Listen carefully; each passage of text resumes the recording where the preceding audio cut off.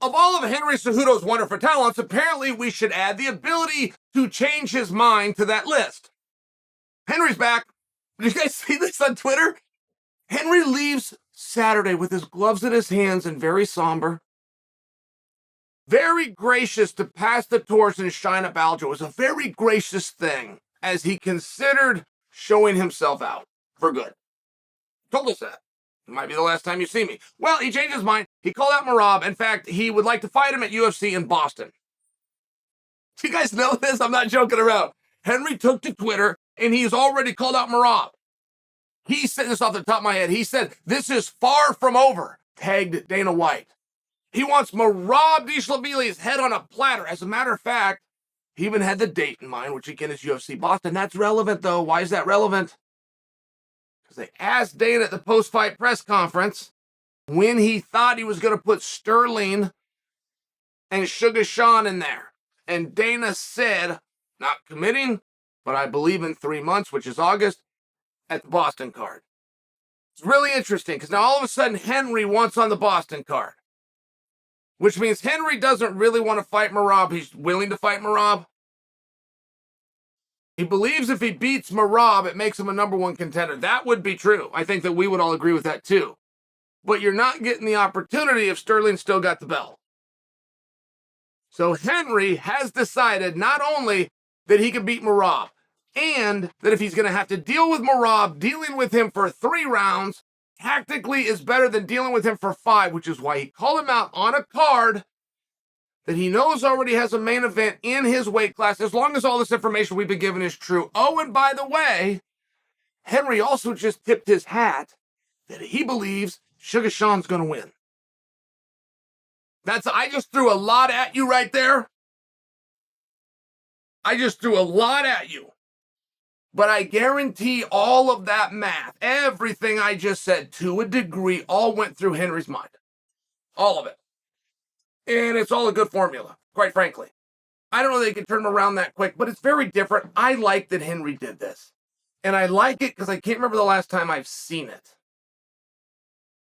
I'll just use another great champion, for example, and that would be Kamaru Usman.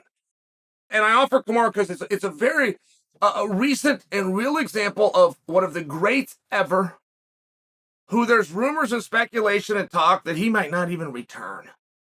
And he hasn't done anything to stop that. He's been very quiet. You have Henry, on the other hand, that started a narrative, which is he may never return, and then stopped it all on his own in 24 hours. I mean, not for nothing, but it's very different that Henry did this now as opposed to 2 weeks. And frankly, why wait? I mean, if you want Merab, don't let Merab get taken. Don't let him be busy. If Henry still wants to be champion, and clearly he does.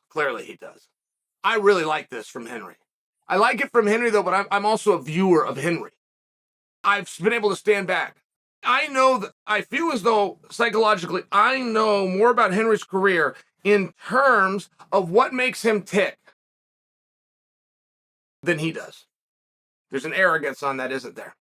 But I feel that. I see guys all the time. They're so close to the trees, they can't see the forest. You're going to be able to stand back, right? 10,000 feet is what they call, right? You're up in an airplane. It's 10,000 feet away. You can see absolutely everything. And that's how I feel about Henry's career. Big difference in 2008 when Henry won the Olympic gold medal, in 2012 where he didn't get past Nick Simmons at the trials. Big difference is one he was fully committed and the other one he wasn't. Simple. But how can you tell me that he was fully committed when he's going down to Sean, he's tweeting about McGregor, and he's got his eye on Volkanovski? How are you going to convince me of that? The fight gets done. He's out. When he took his gloves off, he retired right there mentally. He retired. It just took him 2 minutes to get to him. Had Joe Rogan and that camera and microphone got to Henry when he took the gloves off, he would have thrown him down and told you he was retired. He changed his mind. Make sure you know that. He took those gloves off. He realized what he was about to say. He heard that energy of that crowd. He looks at the 3 baddest dudes.